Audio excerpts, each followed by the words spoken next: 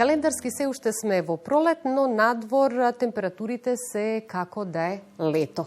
Какви се првичните прогнози за временските услови во Македонија, односно какво лето не очекува? Во студиото разговарам со мојот гостин, професор доктор Владо Спиридонов, доктор по метеоролошки науки. Добар ден и добре дојдовте. Благодарам за поканата. Какво лето не очекува? Дали не очекуваат температури над просекот и колку топлотни бранови би можело да има ова лето? Што ќе ни изненади? Да, летото е веќе на прагот, иако календарски се уште не е, меѓутоа веќе се наговестува, значи започнало назголемување на температурите, се наговестува и Ел Нињо феноменот. Последната порака од Светската метеоролошка организација дека 90% има, значи, веројатно за појава на Ел Нињо. Тоа е климатски образец кој што се случува од 2 до 7 години во далечниот, значи, екваторски дел од Пацификот, загревањето на океанските површини, на океанските води. Топлата фаза се нарекува Ел Нињо и таа влие понатаму на целата планета преку таа интеракција помеѓу океанските води, атмосферата и циркулацијата на целата планета.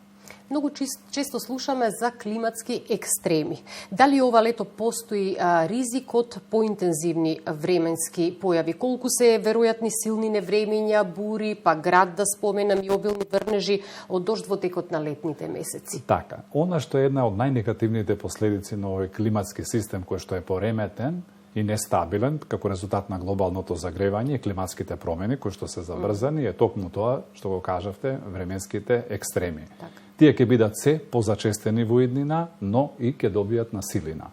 Од најмалите вртлози, значи торнада, до најголеми организирани атмосферски системи, какви што се ураганите, тајфуните и така натаму.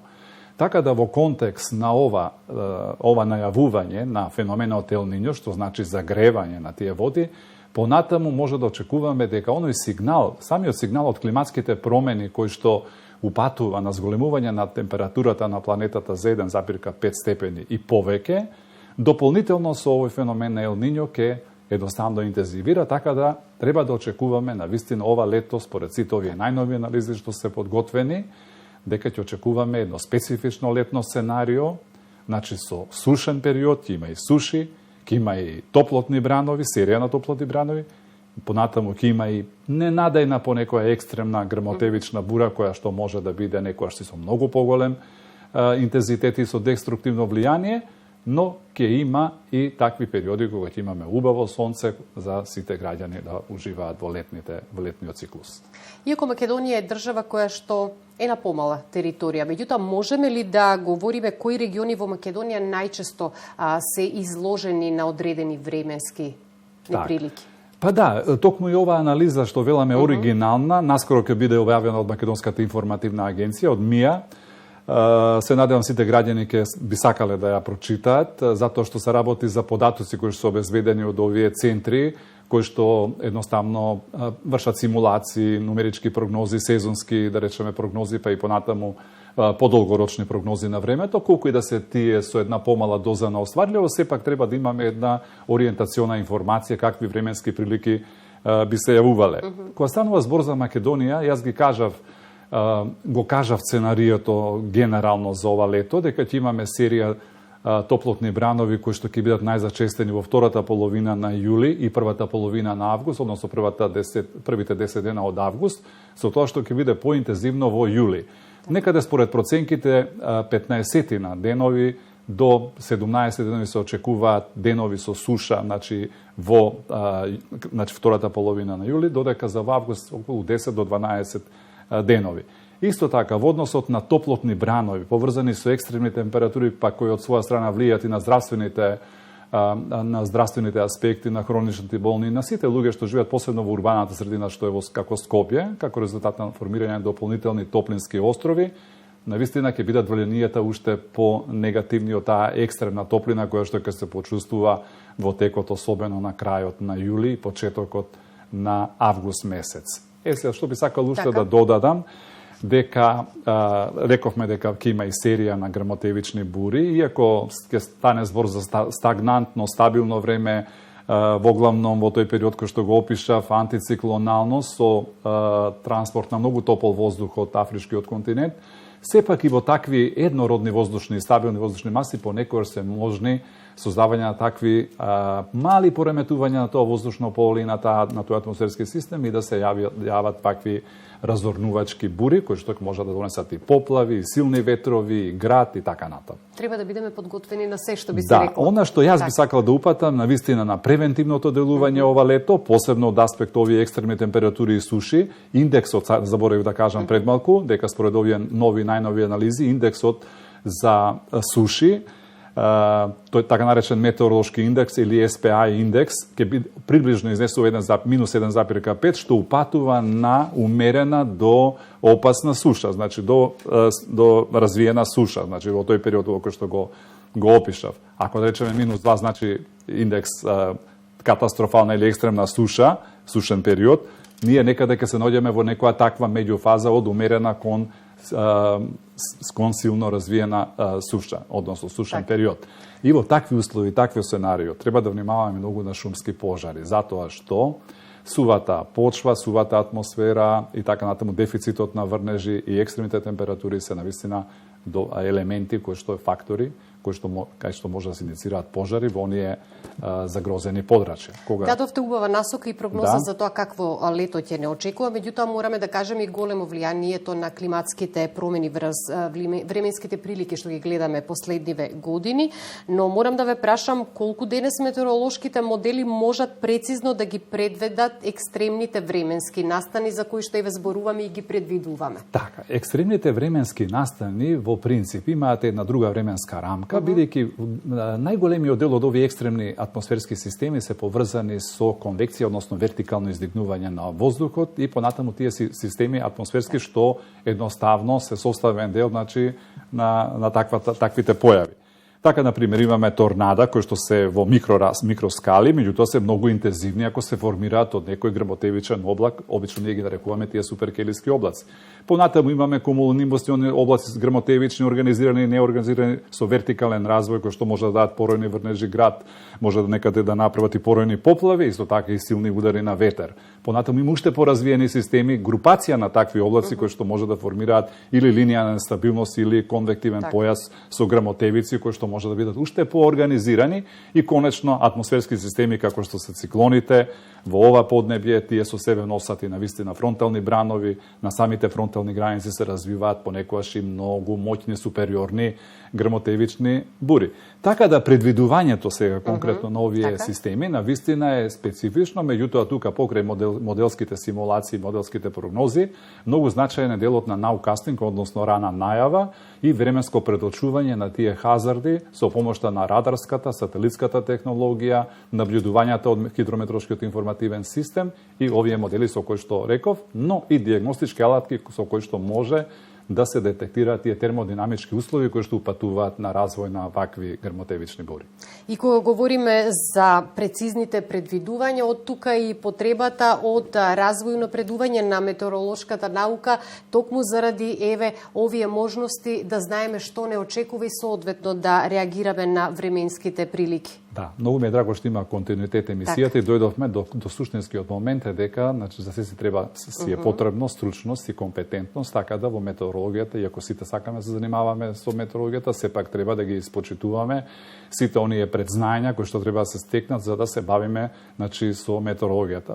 Меѓутоа, за жал, колку и да ние сакаме сето тоа да го правиме, во државата има дефицит на кадри. Тоа сакав и да ве прашам, колку е интересот кај младите за студирање метеорологија во последниве години и всушност што им нуди оваа студиска програма на оние кои што се заинтересирани. Овде мислам и на практична настава, современа опрема, но понатаму и можности за вработување и професионален развој по дипломирањето. Токму така. Метеорологијата како научна дисциплина е навистина корпус, односно цивилизацијска култура на едно општество, затоа што во многу општества, во светот, се негува. Метеорологијата е суштинска во времето во кое што живееме, на забрзани климатски промени, на емисија на стакленички гасови, на зголемување на температурата на планетата, на екстремите. Сето тоа што реално ни се случува и затоа ни треба подобрена кадровска структура. Моментално нашата држава во делот на наблюдувачкиот систем има дефицит голем на наблюдувачки кадар, во мрежата на хидрометеоролошки станици. Нема кој, едноставно луѓето се соочуваат со проблеми во односот на мерењата, на водостојот на реките, на протоците, на метрошките станици. Иако имаме ние напредни сега автоматизирани станици во голема мера, сепак тоа не е доволно, треба да имаме и конвенционални станици. Затоа ни треба стручен, способен и средно образовен кадар кој што го нема во нашата држава.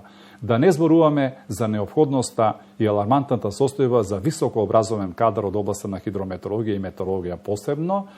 Моментално многу малку студенти се на ПМФ, каде што сум јас, значи на Институтот за физика, и оттаму континуирано и на претходната емисија кај вас апелиравме до институциите. Ето токму тоа сакам да го кажам.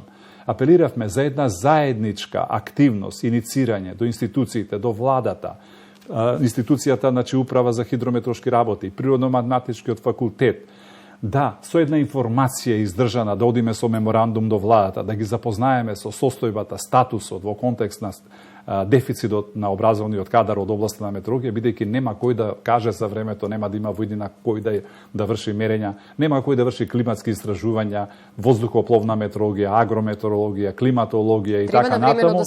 Треба да се реагира затоа што статусот, велам, е многу драматичен, иако спорадично се примаат, се вработуваат, меѓутоа интересот исто така е мал, можеби треба преку локалните самоуправи да се номинираат по 1-2 кандидати, за да истите по завршувањето од студиите се вработат на различни, да речеме, професии, значи од областа на метеорологија, меѓутоа во различни институции, за да ги зајакнеме капацитетите на државата и да се справиме подобро со ризиците во иднина.